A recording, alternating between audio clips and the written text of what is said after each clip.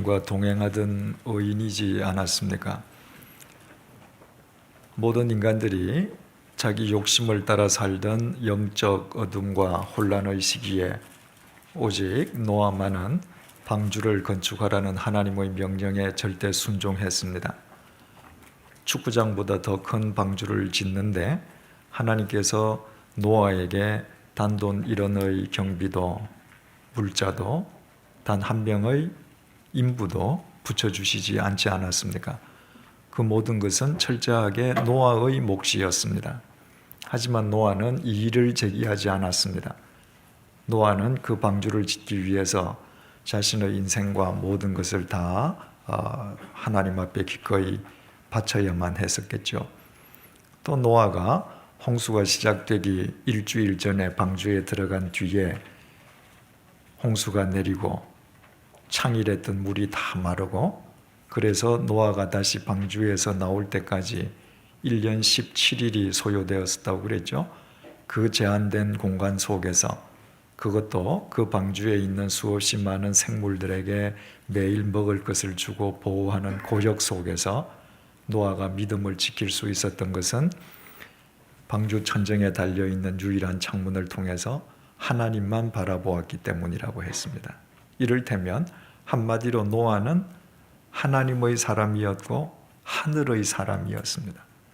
노아가 매일 주어진 오늘을 그렇게 산 결과로 그는 인간의 두 번째 시조가 된 것이죠.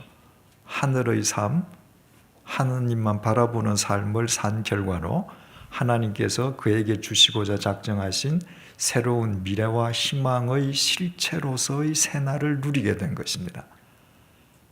그 노아가 방주에서 나왔습니다. 그리고 세월이 경과했단 말이에요. 그랬더니 지난 시간에 본 것처럼 노아가 이시하 아다마가 되었습니다. 땅의 사람이 되었습니다. 하늘의 사람이었는데 땅의 사람이 되었다는 거예요. 그러니까 그것은 단순히 농부라는 의미를 뛰어넘는다고 그랬습니다. 우리가 멈추라고 한들 세월은 멈추지 않는다고 그랬죠. 그죠? 세월은 항상 흘러갑니다. 그런데 나를 스쳐 지나가는 그 세월의 의미는 우리 각자가 다 다르단 말입니다. 내가 그 세월에 어떻게 대응하느냐에 따라서 결과가 달라지는 것이죠. 어떤 사람은 세월의 흐름이 영적 성숙을 의미하기도 하지만 어떤 사람은 하나님과 자신을 결별시키는 영적 교만의 상태에 빠지기도 한다고 그랬습니다. 세월이 흘러간다고 하는 것은 나의 연륜이 높아지는 거 아닙니까? 내 직책이 높아지는 거 아니에요? 내 수하 사람이 많아지는 거예요. 또 때로 나의 소유가 커질 수도 있습니다. 그래서 자칫 잘못하면 우리가 하나님을 보던 사람일지라도 세월이 흘러가면 자기 스스로 하나님이 되기가 쉬운 것이죠. 자기 삶 속에 하나님만 의지하고자 하는 공간이 그만큼 점점 좁아지는 거예요. 노아가 그처럼 이시하 아다마가 되었습니다. 어느 정도로 땅의 사람이 되었는가? 자기 장막, 요즘 말로 하면 자기 골방에 처박혀서 꼭지가 돌 때까지 포도주를 마시고, 물로서의 포도주를 마신 게 아니라고 했습니다.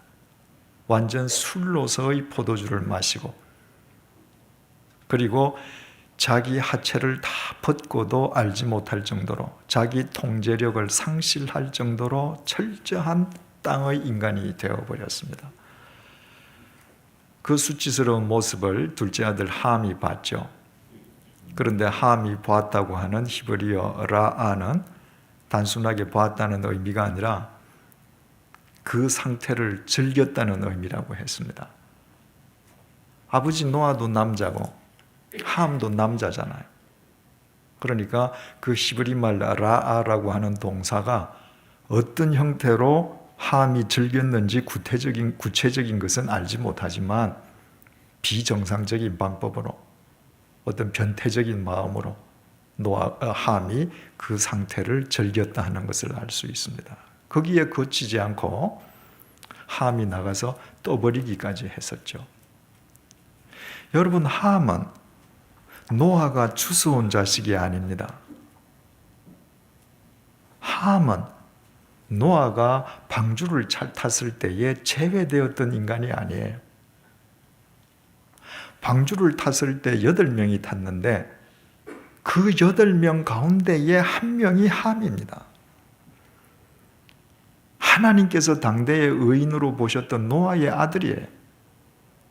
그 함도 1년 17일 동안 방주에서 천정 창문을 통해서 하나님만 바라보던 사람입니다. 그러니까 그 방주에서 믿음으로 살아남았죠.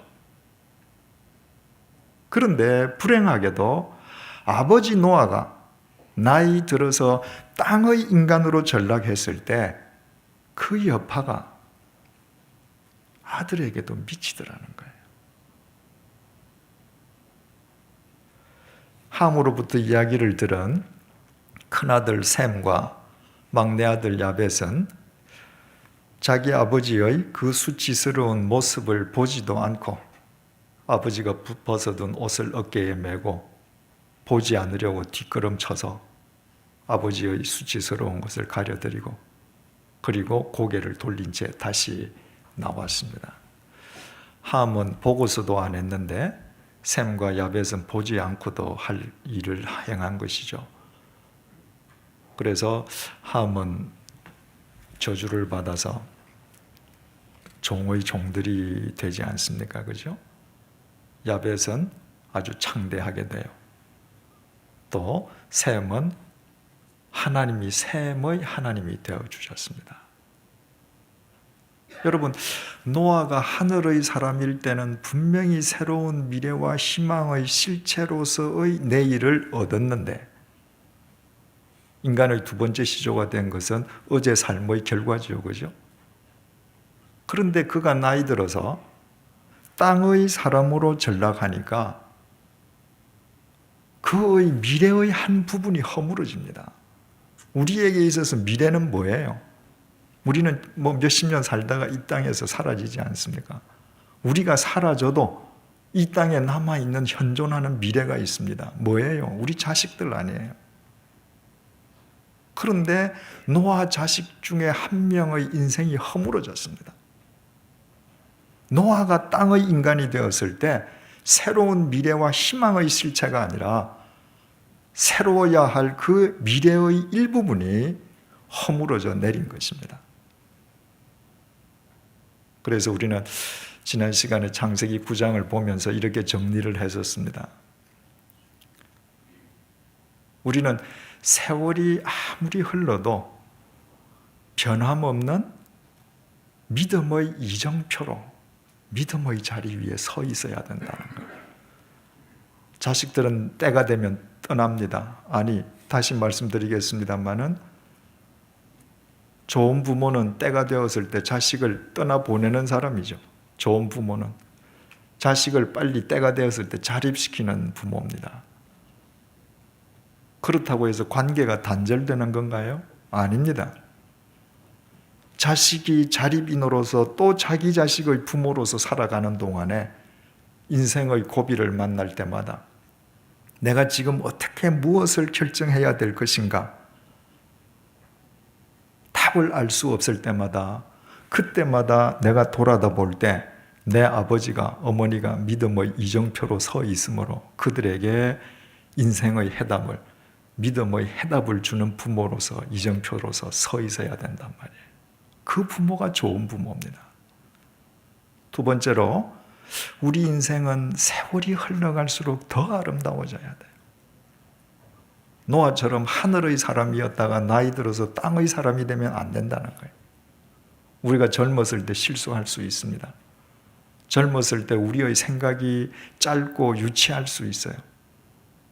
그러나 나이가 들어갈수록 우리는 점점 더 원숙해져야 합니다. 나이가 들어갈수록 노인이 아니라 어른이 되어야 된다고 그랬어요. 생각이 아름답고 행동이 아름다워져야 합니다. 어떤 경우에도 나이 들어서 삶이 더 추해졌다. 그것은 우리가 지향할 바가 아니라고 했습니다. 그래서 세 번째로 우리는 정말 우리의 구주 되시는 예수 그리스도에게 감사하고 주님 안에서 깨어 있어야 된다고 했습니다. 우리가 얼마나 허물이 많습니까? 노아도 말년의 땅의 사람이 된 바에 어떻게 우리가 우리 스스로 우리의 생을 완전히 가꿀 수 있습니까? 수없이 많은 허물이 있음에도 불구하고 주께서 우리 속에 와 계시고 우리의 허물을 용서해 주시고 우리의 부족한 부분을 메꿔주시고 우리가 바른 믿음의 이정표가 될 수 있도록 날이 갈수록 우리가 진리 안에서 더 농익은 그리스도인이 될 수 있도록 주께서 우리를 도우셔요. 그러므로 그 주님 안에서 우리가 깨어 있어야 한다. 그리고 내가 다른 사람보다도 더 의로운 삶을 살지 못했음에도 불구하고 당신의 절대적인 주권으로 나를 구원하시고 나와 함께하고 계신 그 주님께 감사함으로 주님과 동행하는 삶을 살아야 된다고 했습니다. 자, 이제 10장 1절 보십시다. 노아의 아들 셈과 함과 야벳의 족보는 이러하니라. 그 이전까지는 족보가 나오면 노아의 족보였습니다. 그죠? 그런데 이제는 노아의 아들 셈과 함과 야벳의 족보는 이렇다. 홍수 후에 누구들이 그들이 누굽니까? 셈과 함과 야벳이에요. 이제는 노아의 아들들이 주어가 됐단 말이죠. 그래서 그들이 아들들을 낳았다. 그 한나라당하고 신당하고 협성하면서 여성부는 남았습니다. 또 여성부에서 보면 왜 아들만 낳았냐 이의를 제기할 것 같아요. 그런데 히브리 말 뺀이라고 하는 것은 아들이고 손자를 의미하기도 하지만 후손, 자손이라는 뜻도 돼요. 그래서 셈, 함, 야벳이 그들이 이제 후손들을 낳기 시작하는 것이죠. 노아의 자식이었다가 이제는 선조의 입장으로 바뀌었습니다. 그래서 8장 2절에는 세 아들들이 항상 노아 뒤에, 노아 옆에, 노아의 종속적인 존재로 등장하다가 9장에서부터 이들이 독립적인 개체로 등장한다는 사실을 지난 시간에 우리가 확인했습니다. 그래서 이 땅에 태어난 모든 인간은 태어나서는 누구의 자식으로 불리지만 때가 되면 자기 이름으로 자기 인생을 살기 시작해야 된다고 했습니다. 제가 어릴 때 당연히 우리 아버지의 아들로 불리지 않았겠습니까? 그런데 제가 이 나이가 되어서도 지금도 아무개의 아들로 불린다면 그건 뭘 얘기합니까? 제가 제 인생을 못 산 겁니다. 제가 제 인생을 스스로 자립적으로 엮어가는데 실패한 사람이에요. 그러면 설령 제가 우리 아버지의 아들로서 이 나이까지 살면서 아버지로부터 막대하게 금전적인 유산을 받았다 할지라도 그 유산으로 내가 내 자식들 앞에서 바른 부모로 할 수 있겠습니까? 불가능한 것이죠. 모든 인간은 누구의 자식으로 태어났다가 때가 되면 자기 이름으로 살아야 합니다. 그래서 지난 시간에 말씀드렸듯이 정말 좋은 부모는 그 때가 될 때까지 자식을 자립인간으로 키워서 그 자식이 자기 이름으로 살 수 있도록 놔줘야 해요. 세워줘야 해요. 그리고 세월이 흘러가면 그때부터는 누구의 아버지, 누구의 어머니로 불리는 기쁨 속에서 살아가야 되는 것이죠. 우리가 정말 자식을 사랑하는 것이 무엇인가? 지난 시간에 상세하게 말씀드렸으니까 다시 재론하지 않겠습니다.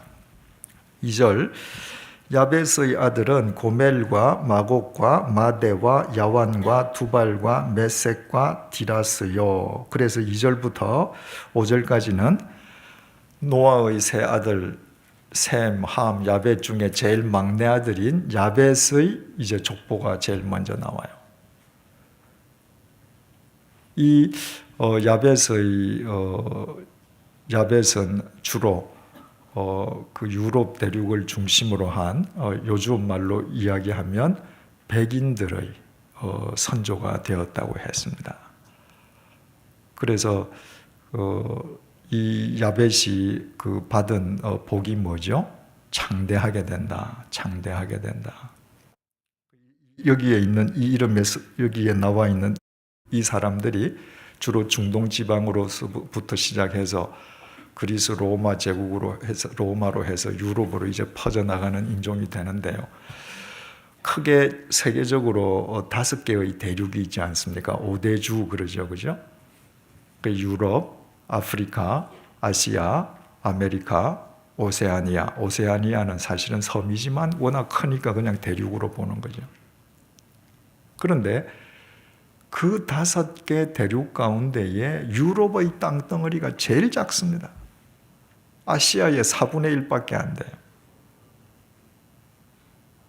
그리고 이 창세기가 기록될 때 만약에 모세가 창세기를 썼다면 3400년 전에 쓰여졌는데 그때는 유럽은 별 존재하지도 않았단 말입니다.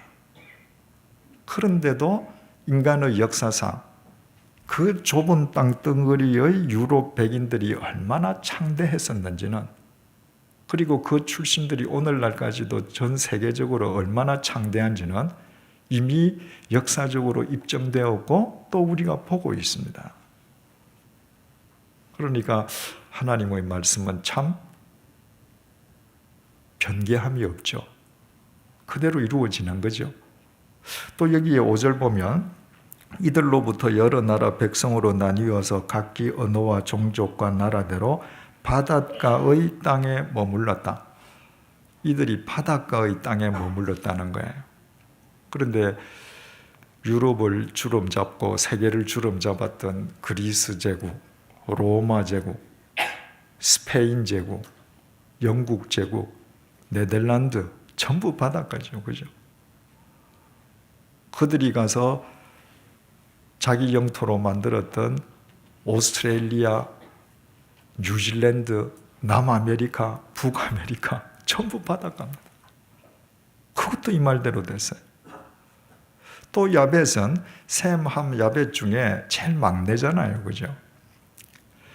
여러분들 자녀들을 많이 키워보신 분은 아시겠습니다만은 그 막내들은 기질상 귀엽게 행동하잖아요. 그죠? 똑같은 짓을 해도 막내들은 귀엽습니다. 그래서 보면 그 세계 인종을 크게 나누어서 황인종, 흑인종, 백인종 이렇게 나눠보면 제일 귀여운 사람들이 백인종이에요. 제가 제네바에서 3년 동안 사는 동안에 제네바에 그 참 멋진 호수가 있지 않습니까? 레만 호수라고 있는데 여름에 그 호수에 가면 말이죠. 전부 다 위통을 벗고 있습니다. 그런데 백인들이 위통을 벗고 있으면 하나도 흉스럽지 않아요. 뭘 하든지 귀여워요. 그런데 그 가운데에 저 같은 아시아인이 한 명 턱우통을 벗고 있죠. 그분이 얼굴이 아무리 잘생기고 아무리 체격이 좋아도 어울리지 않아요. 셈족은 장자 아닙니까? 본래 장자들은 좀 뻣뻣해요. 그래서 아시아 사람들은 좀 뻣뻣합니다. 그 야벳들 보면 무슨 짓이든 하여튼 밝고 귀엽게 행동을 합니다. 그죠? 이 야벳이 뭘 잘했습니까? 보지 않고도 의를 행한 것이죠. 그죠? 근데 보지 않고 의를 행한 것도 잘한 일이지만 더 중요한 것은 의로운 형을 도왔다는 거예요. 야벳은 제일 막내인데 만약에 야벳이 이때 함하고 있었으면 어떻게 되었을까요? 둘째 형 따라서 아버지 방에 들어가서 아버지 같이 흉봤을는지 모르겠습니다. 의로운 사람이 의로운 사람 곁에 있고 자기보다 더 의로운 사람을 도울 줄 아는 것. 이것이 믿음의 사람에게 필요하다는 사실을 알게 됩니다. 우리는 의로운 사람이 먼저 되어야 돼요. 하나님과 바른 관계를 맺는 사람이 되어야 합니다. 유유상종이라고 의로운 사람이 의로운 사람을 압니다. 의로운 사람끼리 친해져요. 그리고 의로운 사람이 자기보다 더 의로운 사람을 도와주고 의로운 사람이 자기에게 못 미치는 사람을 끌어줍니다. 여러분, 여리고성에 라합이라는 기생이 있지 않았습니까? 여리고성에 살면서도 하나님의 이야기를 듣고 하나님을 경외할 정도로 의로운 마음이 있었어요. 그것으로 그치지 않았죠. 이스라엘 백성이 보낸 정탐꾼이 왔을 때 그 의로운 하나님의 백성을 도와주잖아요. 그 결과가 어떻게 됐습니까? 그 천하디 천한 여리고성의 기생 라합이 예수님 족보에 그 이름이 올라갔습니다. 어떻게 그보다 더 창대해질 수 있나요?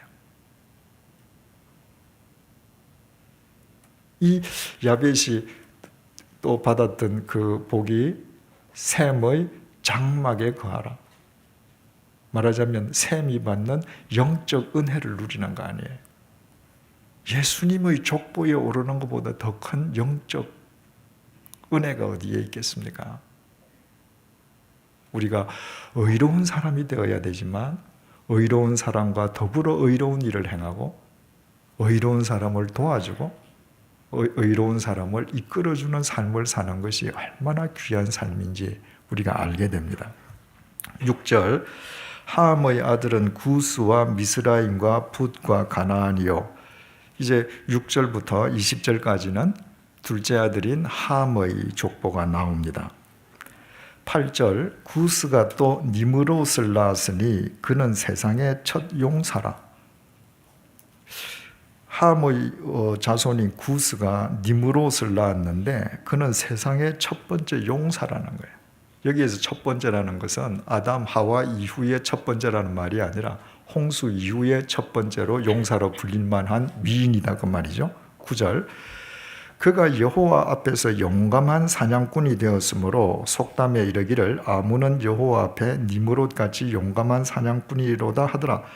그가 얼마나 용감한 용사 사냥꾼이었으면 사람들이 조금만 용감한 사람만 보면 아 저거 니므롯처럼 용감한 사냥꾼이다 라고 부를 정도로 그 사람은 걸출한 용사였다는 거예요.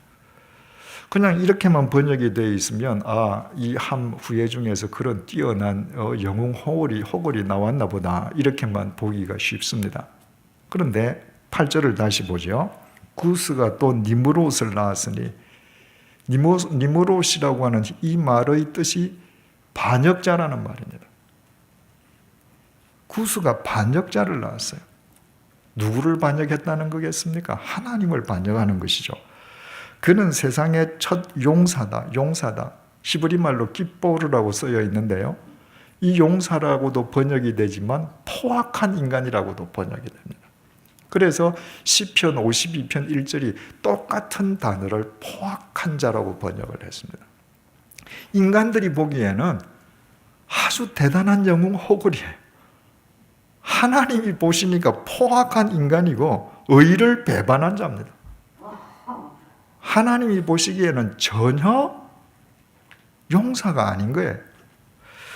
9절 다시 봅니다. 그가 여호와 앞에서라고 번역된 히브리 말 레라는 전치사는 앞도 되지만 여호와께 대항해 영어로 against라는 뜻도 됩니다. 그가 하나님에게 대항해서 용감한 사냥꾼이 되었으므로 이 용감한은 8절에 나온 히브리 말 깃보르의 형용사형이에요. 포악하다는 거예요. 그가 하나님 앞에서 포악한 사냥꾼이 되었으므로 속담에 이르기를 나쁜 사람만 보면 저 사람은 여호와 앞에서 반역자같이 포악한 사냥꾼이라고도 했다 이 말입니다. 그러니까 포악한 사냥꾼이라는 게 어떤 사냥꾼이겠습니까? 뭐 토끼를 잡는데 사지를 찢어 죽이는 그런 사냥꾼이 포악하겠습니까? 주석가들은 인간 사냥꾼이었다 이렇게 보는 거죠. 함의 족보에서 하나님이 보실 때에 인간 가운데에 가장 포악한 인간이 나더라는 겁니다. 10절 그의 나라는 시날 땅의 바벨과 에렉과 악갓과 갈레에서 시작되었으며 그가 그 땅에서 아수르로 나아가 니느웨와 르호보딜과 갈라와 및 니느웨와 갈라 사이에 레센을 건설하였으니 이는 큰 성읍이다. 그 니므롯 하나님이 보실 때에 의의 반역자가 성읍을 지었는데 작은 성읍이 아닙니다. 큰 성읍이에요. 함의 후예들은 하나님을 경외하는 데는 관심이 없고 오직 세상을 쫓아 자신들의 소욕을 쫓아 사는 사람들입니다. 그 사람들이 득세했습니다. 창세기 6장 4절 보면 홍수가 나기 전에 하나님께서 그 당시에 이 죄악이 관영한 세상을 설명해 주실 때에 당시에 어떤 사람들이 있었다고요? 네피림이 있었다. 당시 사람들이 그들을 다 용사로 봤다는 거예요. 그 용사가 깃보릅니다. 근데 그 네피림이라는 말이 히브리 말이 무슨 뜻이 있다고요? 불한당이에요. 노아 홍수 있기 전에도 사람들은 야, 저 사람 스타야, 영웅 호구리야, 위인이야 하면서 온 사람들이 추종하던 인간들이 있었습니다. 하나님 보시기에 불한당이에요. 우리가 어떤 관점으로 보느냐가 중요합니다. 오늘 우리가 매스컴을 보면 매스컴에 얼마나 위대한 스타들이 많습니까? 이 시대에 히어로들이 있습니다. 그러나 우리는 냉철하게 볼 수 있어야 되겠죠. 그저 우리가 재미로 보는 사람인가? 아니면 우리가 그 삶을 본받고 싶을 정도로 하나님의 관점에서 히어로인가? 아니면 단순히 세속적인 관점에서만 그렇게 하는 것인가? 볼 수 있어야 되는 것이죠. 함의 자식들은 홍수 이전의 삶을 답습하고 있습니다. 13절 미스라임은 루딤과 아나밈과 르하빔과 납두힘과 바드루심과 가슬루힘과 갑도림을 낳았더라. 가슬루힘에게서 뭐가 나왔다고요? 블레셋이 나왔다. 블레셋은 어떤 인종이죠? 하나님의 백성인 히브리 민족과 역사적으로 대대로 대적 관계에 있습니다. 대대로 대적 관계. 의로운 의미에서 그쪽이 의고 이쪽이 불의가 아니죠. 악의 의미에서 대적 관계. 여러분 나중에 결론에 가서도 이야기하겠습니다만은 노아의 자식이 노아 자식의 원수가 되었습니다. 노아의 후손이 노아 후손의 원수가 되었습니다.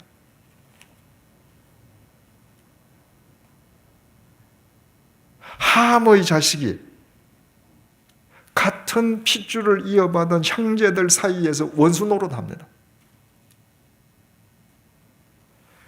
15절 가나안은 장자 시돈과 헷을 낳고 또 여부스 족속과 아모리 족속과 기르가스 족속과 히위 족속과 알가 족속과 신 족속과 아로왑 족속과 스말 족속과 하맛 족속을 낳았더니 이 이후로 가나안 자손의 족속이 흩어져 나아갔더라.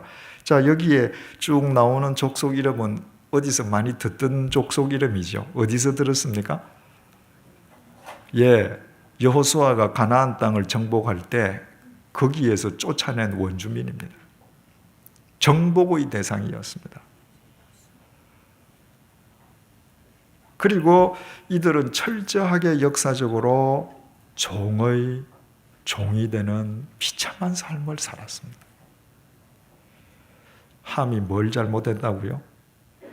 보고서도 안 한 거예요. 보고서도 자기 욕망의 중심으로 즐겼습니다. 그 결과가 얼마나 바람직하지 못한 결과를 초래하는지 이 족보가 우리에게 보여주고 있습니다.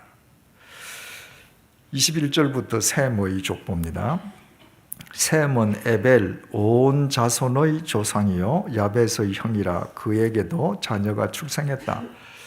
여러분, 셈의 족보가 제일 먼저 나오는데 셈은 에벨 온 자손의 조상이다. 에벨이라는 이름을 제일 먼저 갖다 붙였습니다. 에벨이 대체 누구인가? 22절 셈의 아들은 엘람과 아수르와 아르박삿과 룻과 아람이요. 24절 아르박삿은 셀라를 낳고 셀라는 에벨을 낳았다.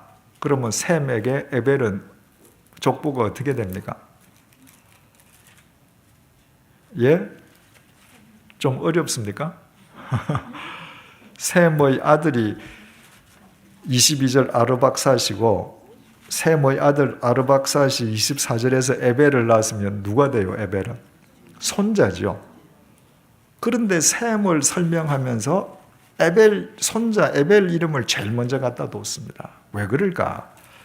창세기 11장으로 가보십시다. 11장 16절.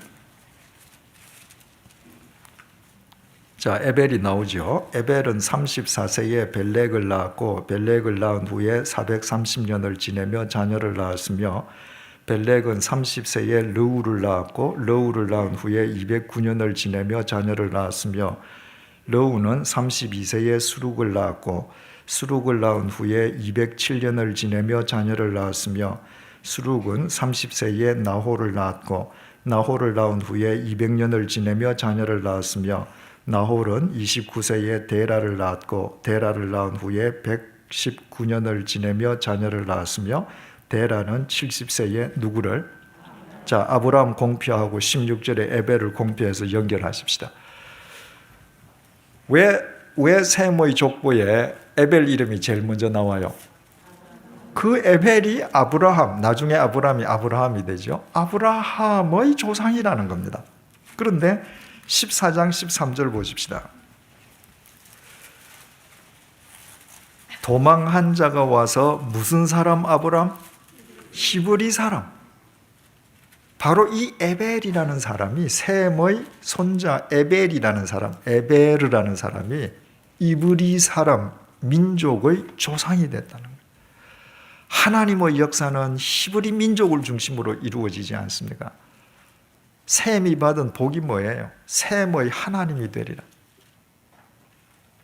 하나님께서 셈의 계보를 통해서 역사하시겠다는 겁니다. 그런데 그 셈 계보 중에서 히브리 민족 하나님께서 역사하셨던 선민이 된 히브리 민족의 조상이 에벨이었다. 그래서 셈의 하나님이 되신다는 그 말씀이 이루어졌음을 보여주기 위해서 성경 기자는 에벨의 이름을 셈 밑에 제일 먼저 올려뒀다 그 말이에요. 또 25절 보니까 에벨은 두 아들을 낳고 하나의 이름을 벨렉이라 하였으니 그때에 세상이 나뉘었다. 에벨이 두 아들을 낳고 그때 세상이 나뉘어졌다고 벨렉이라고 이름을 지었다. 세상이 왜 나뉘어졌는가? 오스트레일리아가 아프리카에서 떨어져 나갔는가? 그게 아니고 이제 우리 다음 시간에 보겠습니다마는 창세기 11장에 바벨탑 사건이 있잖아요. 인간이 교만해서 바벨탑을 지으려고 하다가 하나님께서 언어를 혼잡하게 하시고 다 흩으시잖아요. 그 사건을 이야기하는 것입니다. 그래서 하나님께서 타락한 인간들을 언어를 혼잡게 하시고 그들을 다 지상에서 흩어내시는 가운데에서도 셈의 하나님, 히브리 민족을 중심으로 당신의 역사를 이루어 가시는 하나님의 섭리는 변함없이 이루어졌다는 것입니다. 그걸 지금 이 족보가 강조하고자 하는 것입니다. 그래서 이 족보가 계속되면 이 족보를 통해서 그리스도께서 오시지 않습니까? 그래서 하나님의 말씀은 다 이루어졌습니다. 셈이 자란 것은 보지 않고 했죠. 그리고 자기 동생까지도 그 의로운 길로 인도해 드렸단 말입니다. 그때 하나님께서 시간과 공간을 초월해서 그의 계보를 통해서 셈의 하나님이 되신다는 약속을 성취시켜 주시는 것이죠. 자, 야벳 족보, 함 족보, 셈 족보 전부 지금 말씀대로 이루어졌음을 보여주고 있습니다. 32절, 이들은 그 백성들의 족보에 따르면 노아 자손의 족속들이요 홍수 후에 이들에게서 그 땅의 백성들이 나뉘었더라. 그 땅의 백성이라는 것은 지상이죠. 이 온 지상의 백성이 다 셈의 아들, 노아의 아들 셈, 함, 야벳으로부터 나왔다는 겁니다. 그래서 그 세 아들들을 제일 정점으로 올라가면 누가 있는 거예요? 노아가 있는 거죠. 인류의 두 번째 시조인 노아가 있습니다. 그러면 여러분, 우리는 어디에 속해요? 우리도 이 족보에 속해 있어야 되는 거 아니에요? 왜? 여기에서 모든 사람이 다 나왔다고 하니까. 그러면 우리는 오래전부터 그 중국 한자 문명권에 살고 있지 않습니까? 그러면 뭐 중동 사람이나 아프리카 사람이나 유럽 사람하고는 전혀 이목구비도 우린 다른데, 우리도 과연 여기에 나오는 이 족보들의 후예라고 할 만한, 여길 만한 그런 근거나 거리가 우리에게 있느냐 하는 거예요. 그 장로님이신 김성일 장로님이 홍수 이후라는 소설을 썼습니다. 그래서 바로 이 홍수 이후에 아르박사스의 그 자손들이 우랄 알타이 산맥을 돌아서 한반도까지 오는 이야기를 소설로 쓰셨어요. 그분 나름대로는 여러 가지 자료를 대셨지만 그건 소설가의 주관적인 상상력이잖아요. 그것은 객관적으로 인정받기가 어렵죠. 그런데 우리가 이 한자 문명권에 사는 우리 모두도 이 족보에서 나왔다고 우리가 받아들일 만한 근거가 있습니다. 우리 한번 보기로 하죠. 스크린 좀 한번 내려주실래요? C.H. 캉이라는 분은 중국 분이세요.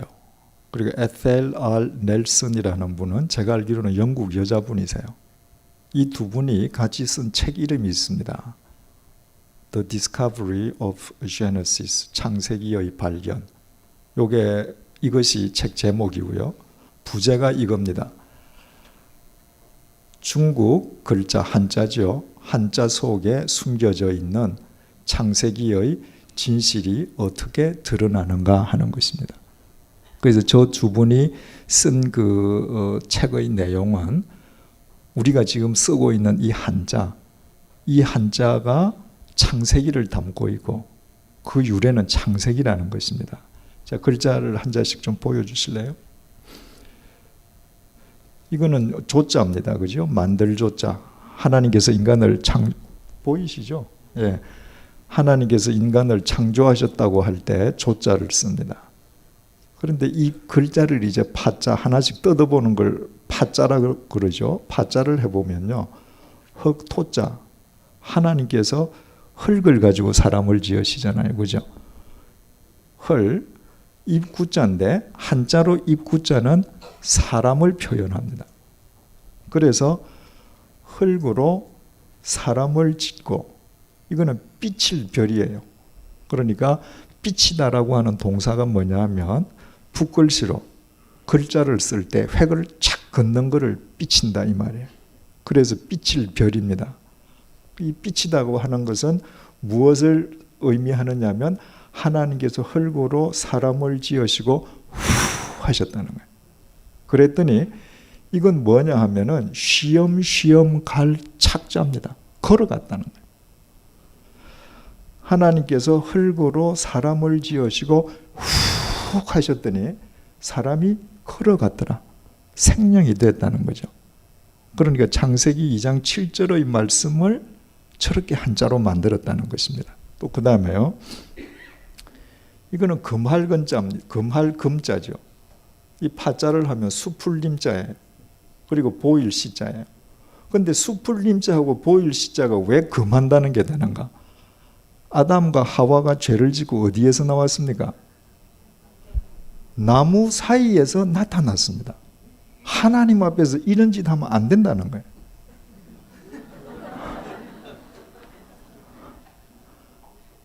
이건 좀 우습죠? 자, 그 다음에 보십시다. 이건 배선자입니다. 파자를 해보십시다. 8, 8, 입구자, 사람, 배주자. 자, 배선자인데 8사람이 탄 배라는 거예요. 8사람이 누굽니까? 노아죠. 여러분 한번 생각을 해보십시다. 왜 한자가 선자를 지을 때 8자를 넣었을까요? 3자를 넣고도 3, 9, 주하고도 이거 배다 하면 배 아니에요. 왜? 저 어차피 약속이니까. 그런데 8, 9 주를 썼을 때는 이유가 있었을 거 아니냐 그 말이에요. 자, 또 봅니다. 이거는 동굴혈자예요. 구멍혈이라고도 하고 동굴혈이라고도 합니다. 파자를 하면 이거는 움집면이에요. 움집이라고 하는 것은 땅을 파고 만든 집, 토굴집이라는 말입니다. 토굴집인데 그 집 속에 8명이 들어있다는 거예요. 여러분, 노아가 1년 17일 만에 방주에서 나와서 제일 먼저 어디서 잤을까요? 동굴 찾아서 동굴에서 살아야죠. 언제 나무 배에서 언제 집 짓습니까? 그런데 이 동굴 속에 굴 속에 왜 8명이라는 거예요? 여기에도 석삼자 써도 되잖아요. 그리고 이거 동굴로 하자. 그러면 되죠. 그죠? 또 다음 글자 한번 보십시다. 이거는 의롭다 할 때 의자입니다. 그죠? 이걸 파자 하면 나아자입니다. 양이에요. 의가 뭔가? 하나님 앞에서 내가 하나님의 양이 되는 겁니다. 하나님과 바른 관계를 맺는 게 의인데 하나님과 바른 관계를 맺는다는 게 뭔가? 내가 그분을 여호와를 나의 목자로 삼고 나는 그분의 양이 되는 겁니다. 양은 무조건 목자 따라가잖아요.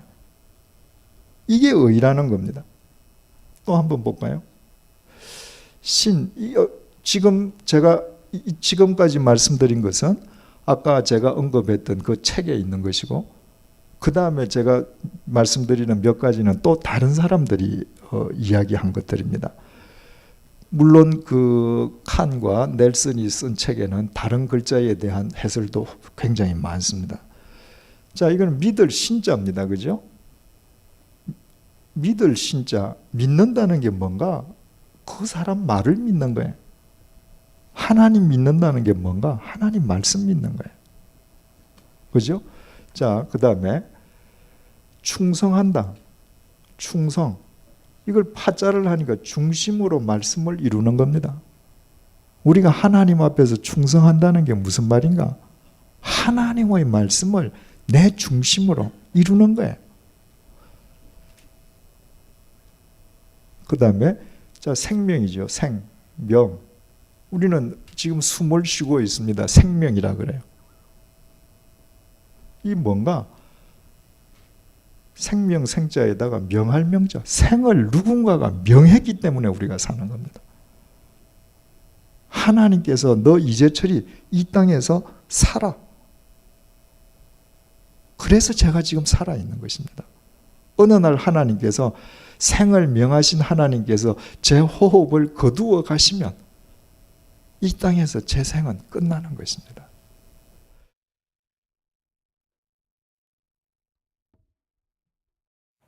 이게 다죠? 다죠? 예. 자, 우리 이상 몇 가지 예만 봤습니다만은 이것을 과연 사람이 여러분 꿰어 맞춘 것만이라고 생각할 수 있겠습니까? 한자가 언제 만들어졌는가? 역사적으로 은나라 이전 갑골 문자부터 지금 만들어진 겁니다. 상형 문자 때부터. 은나라는 지금부터 3760년 전에 세워졌습니다. 그러면 3760년 전 이전부터 갑골 문자, 상형 문자가 있었습니다. 근데 그림을 그린 그림이죠, 다 그죠? 그림형이 세월이 지나면서 저런 문자의 형태로 바뀌잖아요.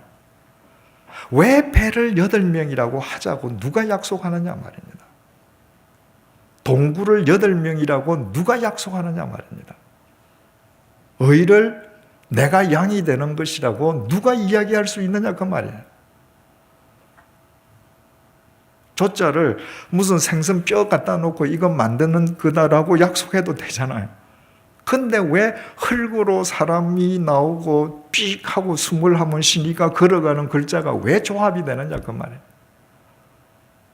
아까 저 책의 저자인 칸과 넬슨은 그 당시에 약 4,000년 전에 저 갑골 문자를 만들던 사람이 하나님의 창조를 그때부터 알고 있었다는 것입니다. 그래서 그 글자를 형태로 만들었다는 거예요. 근데 중국의 석학 가운데에 오경웅이라는 분이 있습니다. 그분은 동서의 피안에서 2500년 전에 공자가 하늘천, 하늘을 거역하지 말라고 할 때 하늘이 하나님이었음을 자신은 확신한다고 그랬습니다. 그러니까 공자가 그 당시에 그 하나님이 성경에 나오는 여호와 하나님임을 몰랐을 뿐이지, 공자는 한자 속에 담겨 있던 그 성경이 말하는 하나님의 정신을 만났던 사람이라고 보는 것이죠.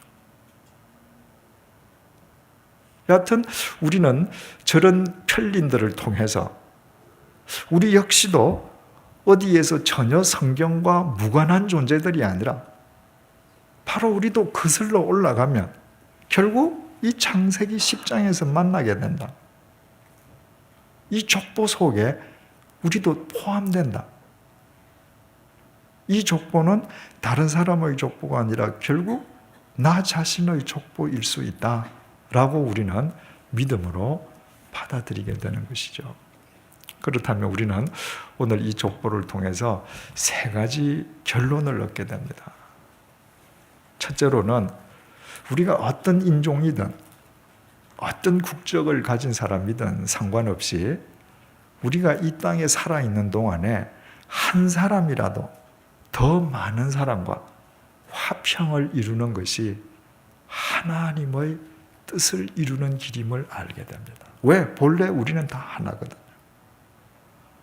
다 하나로 만드신 하나님께서 우리가 한 사람이라도 더 많은 사람과 화평을 이룰 때 기뻐하실 것은 두말할 필요가 없잖아요.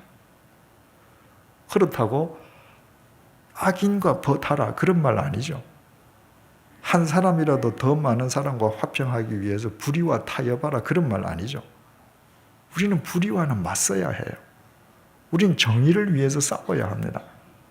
그러나 불의와 악과 타협하는 일이 아니라면 우리는 살아생전에 한 명이라도 더 많은 사람과 화평을 이루는 사람이 될 수 있어야 한다. 두 번째 얻을 수 있는 교훈은요, 아까 말씀드렸습니다마는 내 자식의 원수가 내 자식 속에 있다는 것입니다. 있을 수 있다는 거예요. 여러분, 노아가 하나님 앞에 의인으로 인정받다가 노아가 하나님의 부르심을 받고 하나님 앞에 가서 자기 자식의 문제에 관한 하는 하나님 앞에서 참 얼굴이 뜨거웠을 것입니다. 여러분, 오늘날 부모들이 자식에게 좋은 학력을 입혀주기 위해서 보다 많은 것을 남겨주기 위해서 얼마나 애를 쓰십니까? 그런데 그 자식들이, 그리고 그 자식의 자식들이 서로 원수가 되지 않게끔 여러분 뭐 하고 계십니까? 어떤 노력을 기울이고 계셔요? 2주 전에도 말씀드렸습니다마는 지금 여러분들이 어떤 문제를 놓고 원수처럼 생각하는 사람이 족보를 거슬러 올라가 보면 한 할아버지의 자손일 수도 있지 않습니까? 내 피를 이어받은 내 자식의 자식들이 100년, 200년 후에 한 아버지 밑에서 나왔다는 사실도 알지 못하고 서로 원수가 된다고 하면 그 하나님 앞에서 얼마나 얼굴이 뜨겁겠습니까? 그래서 우리가 정말 살아생전에 우리 자식들이 그리스도 안에서 서로 사랑하는 법을 훈련하고 생활화하도록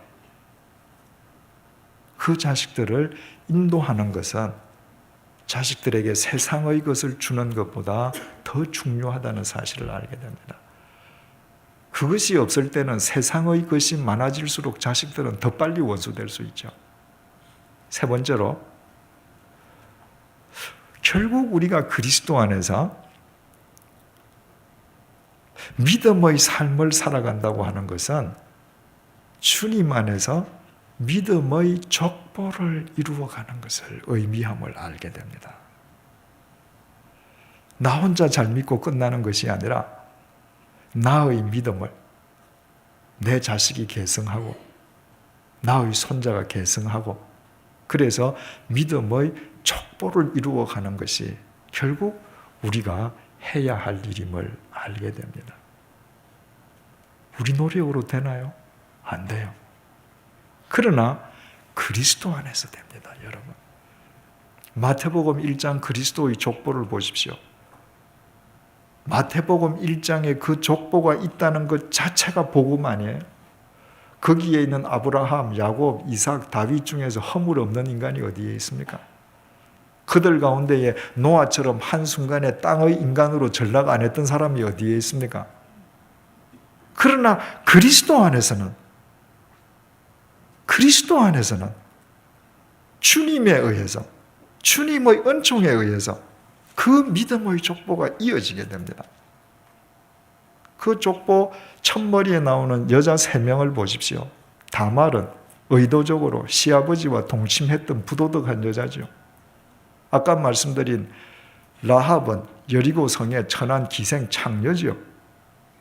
또 바세바는 다윗과 통정했던 여자입니다. 그 다윗의 통정권을 놓고 매일 사람들은 다윗만 욕하죠. 여자도 똑같이 나쁜 여자입니다, 여러분. 그렇지 않습니까? 남의 아이를 베고도 그 정부에게 은밀하게 얘기해서 결국 그 정부가 자기 남편을 죽이게 만들잖아요. 그런 여자가 어디에 있습니까? 그런데 그 여자도 그리스도의 선조가 돼요. 얼마나 복음입니까? 우리가 그렇게 허물투성이라도 예수 그리스도 안에 내 인생을 꾸려갈 때 주께서 엮어가신다는 것입니다. 여러분, 내가 내 욕심을 쫓고 세상을 섬기면 저는 단언합니다. 100년이 가기 전에 여러분 자식의 원수는 자식 속에서 나옵니다. 그러나 내가 그리스도 안에서 내 삶을 엮어가고 내 자식에게 그리스도를 유산으로 넘겨주면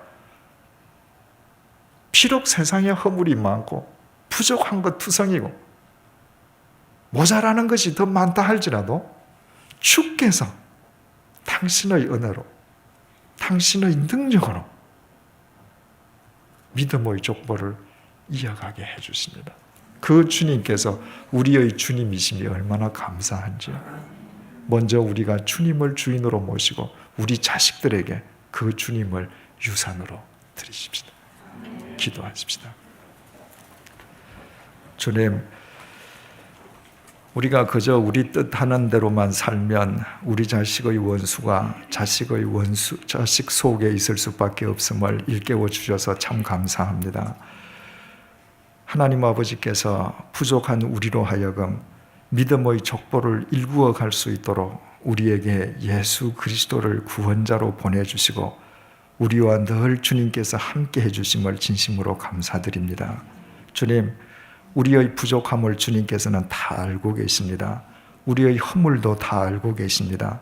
그럼에도 주님께서 우리 인생의 주인이 되어주시는 것을 감사합니다. 주님, 늘 주님에 대하여 깨어있는 자가 되게 도와주옵소서.